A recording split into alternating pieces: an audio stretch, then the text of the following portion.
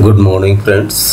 आज हम लोग एक नए ऑर्गेनेल के बारे में बात करेंगे and that organelle is peroxisomes.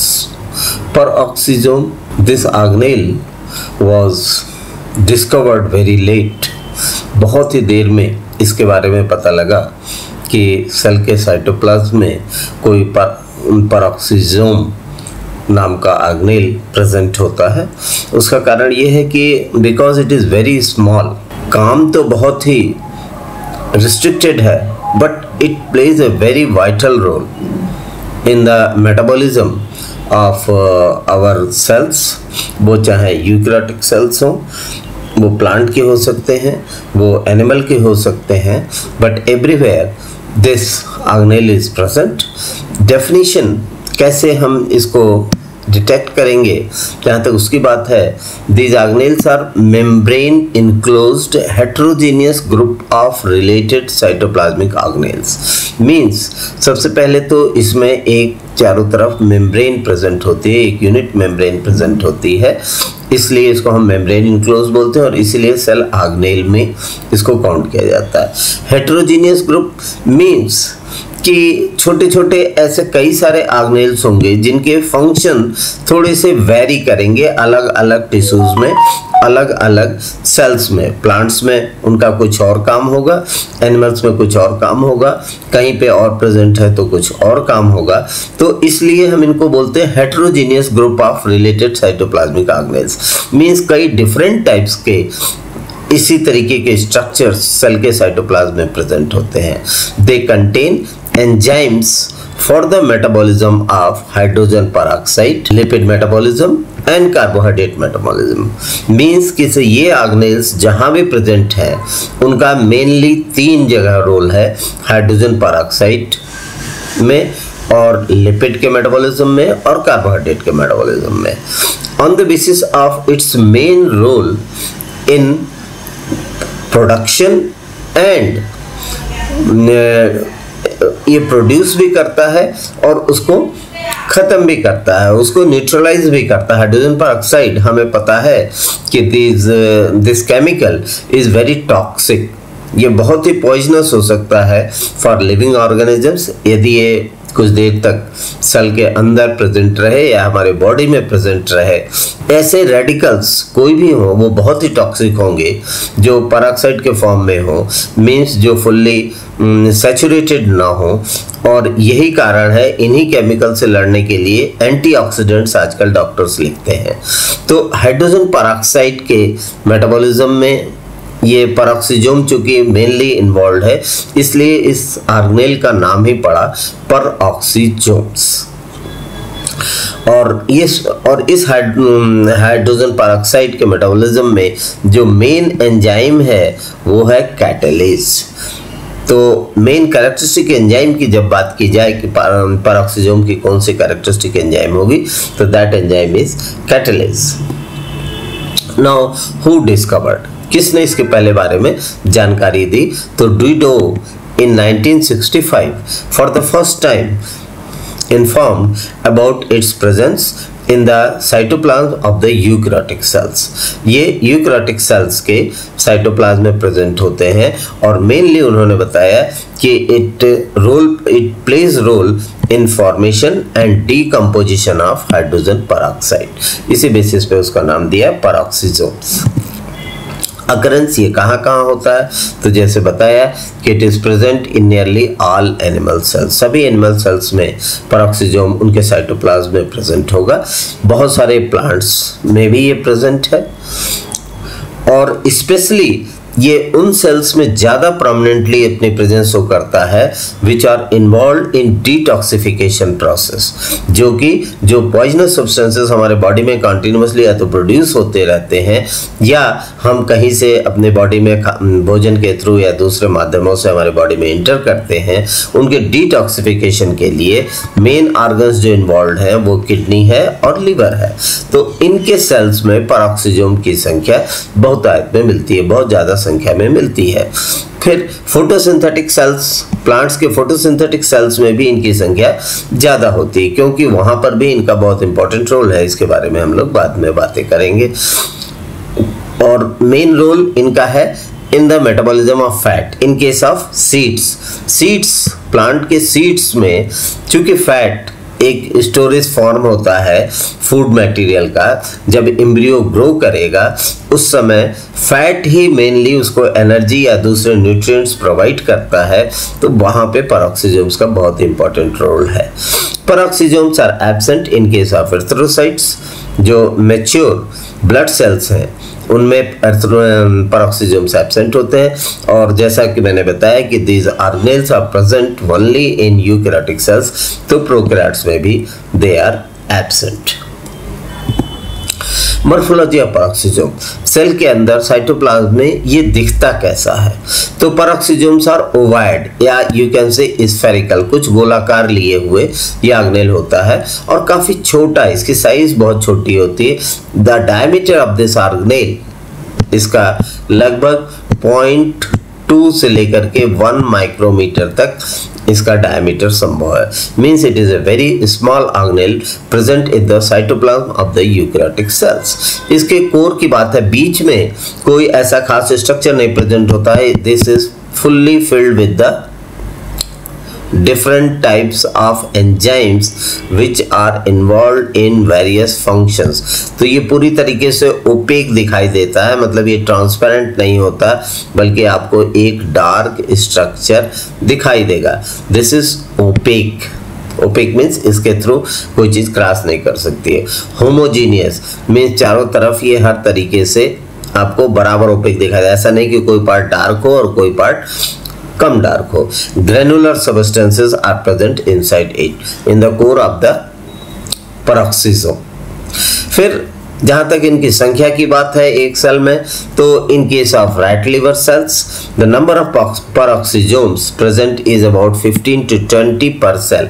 लेकिन कई सारी बुक्स में इनकी संख्या में वेरिएशंस है, कहीं कहीं 70 से लेकर के 100 तक भी लिखा हुआ है, इसलिए इसकी संख्या पे बहुत ज़्यादा नहीं जाए, क्योंकि जैसा मैंने आपको बताया these are heterogeneous group of organelles कि इनके ढेर सारे फंक्शंस हैं, इनके कई शेप साइजेस हो सकते हैं और उसी के अकॉर्डिंगली उसमें एंजाइम्स होंगे और वो फंक्शन परफॉर्म करेंगे। लेकिन इन जनरल जो रैट लिवर सेल में जो पेरोक्सिसोम प्रेजेंट होता है उसका डायमीटर 0.6 से 0.7 माइक्रोन्स के बीच में होता है। Enzymes which are present in the peroxisome, कौन कौन से एंजाइम्स पेरोक्सिसोम में प्रेजेंट है?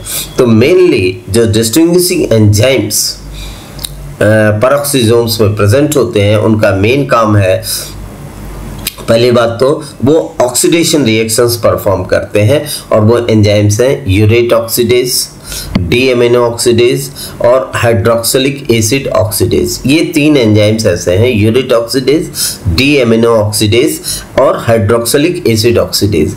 ये तीनों ही एंजाइम्स जिस चीज का भी मेटाबॉलिज्म में रोल प्ले करते हैं, ultimately they produce hydrogen peroxide H2O2। इस प्रोडक्ट होता है इस रिएक्शंस का जिसमें कि ये 3 एंजाइम्स रोल प्ले करते हैं, urate oxidase, D amino oxidase और अल्फा हाइड्रोक्सिलिक एसिड ऑक्सीडेज।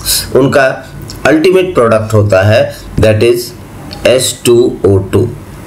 अभी आप डिटेल में हम लोग इसके बारे में बात करेंगे, फिलहाल इतना जान लीजिए कि all these 3 enzymes produce hydrogen peroxide, और इस हाइड्रोजन पेरोक्साइड को इमीडिएटली जो ब्रेक डाउन करता है इनटू H2O प्लस ऑक्सीजन, क्योंकि हाइड्रोजन पेरोक्साइड बहुत ही स्ट्रॉन्ग केमिकल होता है और टॉक्सिक होता है। It should not be present in our living cells, otherwise it will damage the different organelles and the nuclear material, genetic material also, जो कि finally mutation काज कर सकता है। तो इसको तुरंत ब्रेक करने का काम करता है एक एंजाइम है catalase, catalase, this enzyme. So this enzyme immediately breaks down the hydrogen peroxide into H2O and water। तो इस तरीके से ये जो 4 एंजाइम्स हैं उसमें से 3 तो हाइड्रोजन पेरोक्साइड का प्रोडक्शन का काम करते हैं और लास्ट वाला एंजाइम कैटालेज ये हाइड्रोजन पेरोक्साइड को वाटर और ऑक्सीजन में कन्वर्ट करता है। तो इस तरीके से जनरेशन हाइड्रोजन पेरोक्साइड का भी इस पेरोक्सिसोम में होता है और इसका डीकम्पोजिशन भी इसी ऑर्गेनेल में कर दिया जाता है, जिससे कि दूसरे पार्ट सेल के डैमेज नहीं होने पाते हैं। Now the functions where this peroxisome play role. तो फर्स्ट इंपॉर्टेंट फंक्शन है डिटॉक्सिफिकेशन। दूसरा इंपॉर्टेंट फंक्शन है इसका metabolism of lipid molecules and nitrogenous compounds, जैसे डीएनए है, आरएनए है, उनके मेटाबॉलिज्म में इसका रोल है। फोटो रेस्पिरेशन, ये प्लांट्स के केस में ये फंक्शन परफॉर्म करता है। ग्लूकोनियोजेनेसिस, ये सीड जर्मिनेशन के समय ये प्रोसेस काम में आता है। और biosynthesis of plasmalogens, this is very important for the proper growth and development of animals. तो ये 5 अत्यंत महत्वपूर्ण, इसके अलावा बहुत सारे रोल हैं, जैसे एजिंग प्रोसेस में इसका इंपॉर्टेंट रोल है। सेनेसेंस में, वो प्लांट्स हो एनिमल्स हो, सेनेसेंस में भी इसका रोल होता है, एजिंग जिसको हम बोलते हैं, या जो आफ्टर ग्रोथ जो डेथ की तरफ ले जाता है प्रोसेस, उस वहाँ पर इसका इंपॉर्टेंट रोल है। तो एक एक करके हम इनके फंक्शंस को देखेंगे। First function is detoxification. Detoxification में सबसे इंपॉर्टेंट चीज है hydrogen peroxide, because it is a very toxic chemical which is produced in our cells by the enzymes urate oxidase, D-amino oxidase and alpha hydroxylic acid oxidase। ये generate होते हैं during the metabolism of various raw materials, जैसे कि बीच में आप देखेंगे कि जब फैट का होगा या न्यूक्लिक एसिड का होगा मेटाबॉलिज्म, तो वहाँ पर कोई भी organic compound, suppose this organic compound is RH2, ये ऑक्सीडाइजेबल सबस्ट्रेट है जो कि ऑक्सीजन के प्रेजेंस में इन एंजाइम्स के द्वारा ब्रेक किया जाता है into A organic compound and hydrogen peroxide. और इस हाइड्रोजन पेरोक्साइड को इमीडिएटली कैटलिस्ट क्या करता है कि H2O2 को H2O और ऑक्सीजन नॉन टॉक्सिक कंपाउंड्स में कन्वर्ट कर देता है। H2O आपको पता है कि नॉन टॉक्सिक है, ऑक्सीजन ऑलरेडी यू नो कि ये किसी प्रकार का है। हाँ, यही यदि ऑक्साइड के फॉर्म में रहेगा तो ये टॉक्सिसिटी का काम करेगा। तो इस तरीके से हाइड्रोजन पेरोक्साइड का जनरेशन और उसका डिकम्पोजिशन दोनों ही पेरोक्सिसोम्स के अंदर ही कर दिया जाता है। तो ये डिटॉक्सिफिकेशन प्रोसेस का एक पार्ट है। The next thing is detoxification of harmful compounds like methanol, ethanol, formaldehyde, nitrites, phenols. ये डिफरेंट कंपाउंड्स हैं जो कि हमारी बॉडी में डिफरेंट मेटाबॉलिक रिएक्शंस के दौरान पैदा होते हैं।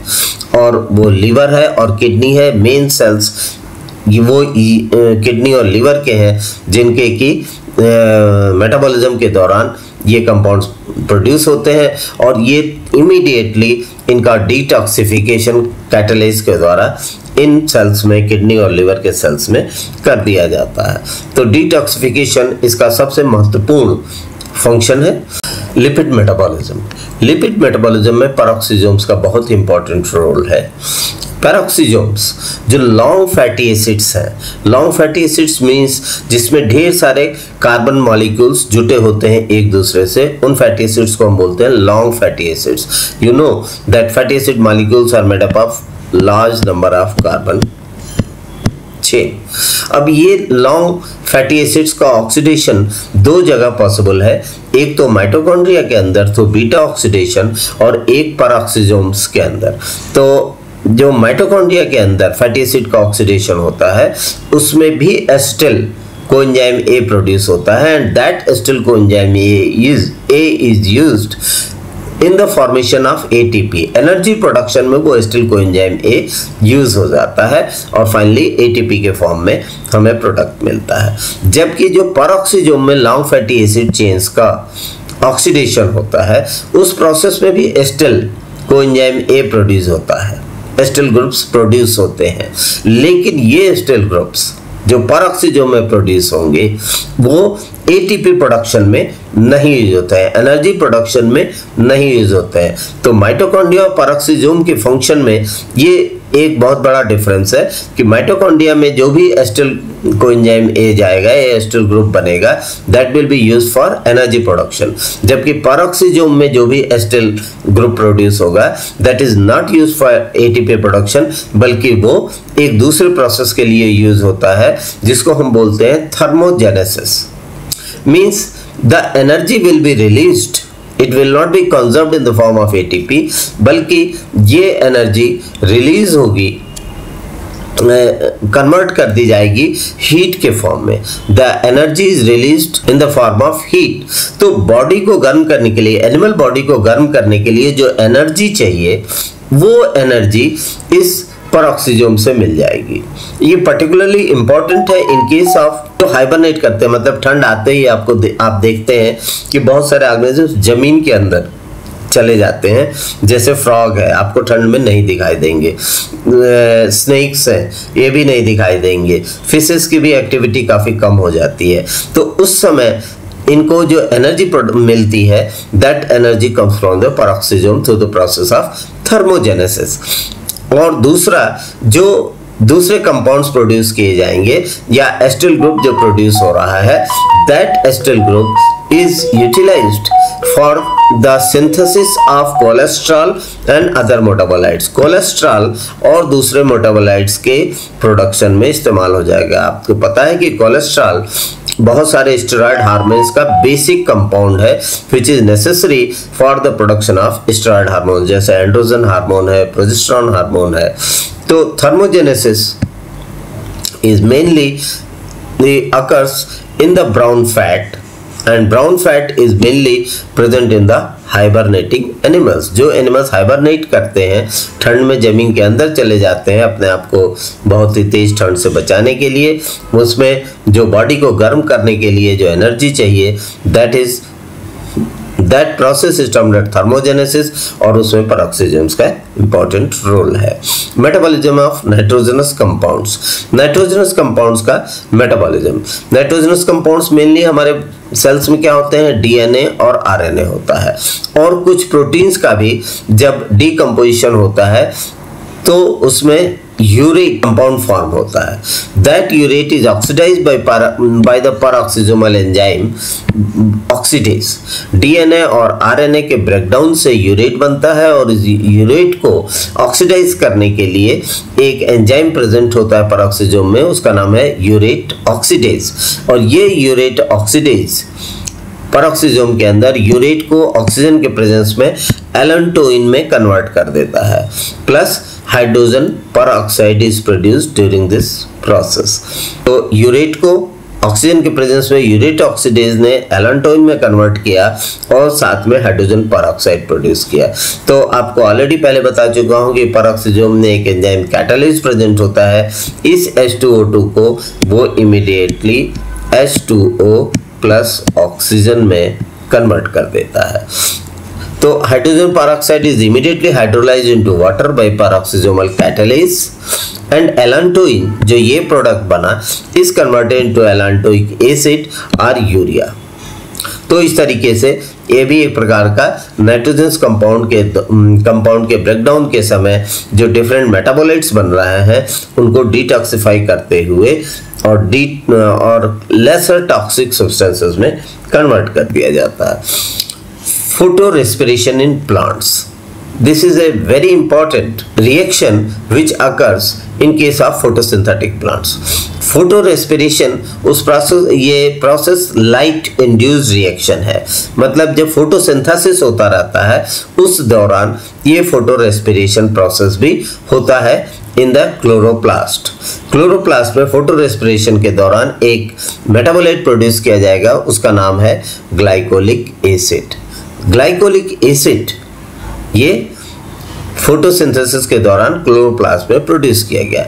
इस ग्लाइकोलिक एसिड को peroxisome converts into hydrogen peroxide.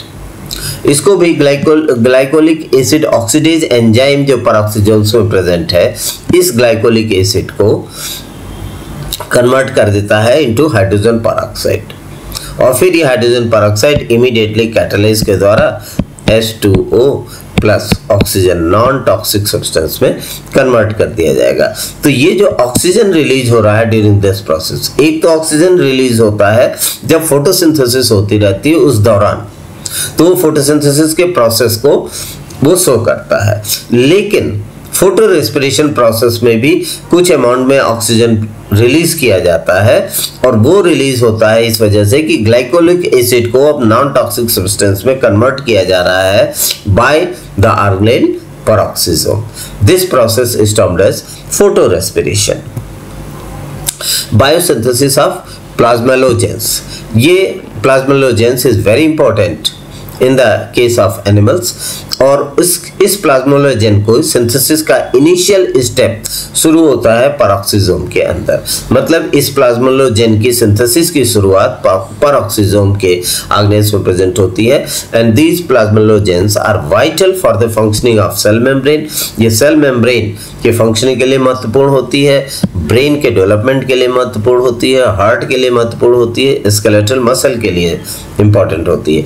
और यदि ये प्लाज्मोलोजेन की सिंथेसिस प्रॉपर तरीके से प्रॉपर अमाउंट में नहीं होगा तो विभिन्न प्रकार की न्यूरो डिजनरेटिव डिजीजेस जैसे अल्जाइमर्स डिजीज है और दूसरे ऐसे जो भी डिजीजेस हैं नर्वस सिस्टम के, उनके होने के चांसेस काफ़ी इंक्रीज कर जाते हैं। बायोजेनेसिस, अब ये पेरोक्सिसोम सेल के अंदर बनता कहाँ से है, आता कहाँ से, क्योंकि सेल डिवीजन होता रहेगा और एक ही यदि कुछ ही पेरोक्सिसोम्स है तो दूसरे सेल में कैसे ट्रांसफर होगा।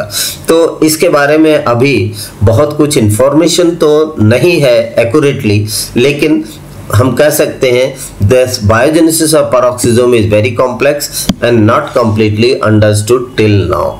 कुछ लोग कहते हैं कि बायोजेनेसिस पेरोक्सिसोम का डिवीजन के द्वारा होता है, मतलब एक ही पेरोक्सिसोम दो पार्ट में डिवाइड हो जाएगा छोटे छोटे और दो अलग अलग सेल्स में चले जाएंगे। जैसे सेल डिवीजन होता है उसी तरीके से साइटोप्लाज्म में जहां पेरोक्सिसोम प्रेजेंट है वो 1 से 2 में और इस तरीके 2 से 4 में इस तरीके से डिवीजन होता है। लेकिन कुछ लोगों का मानना है कि the biogenesis of ribosome occurs through the de novo process.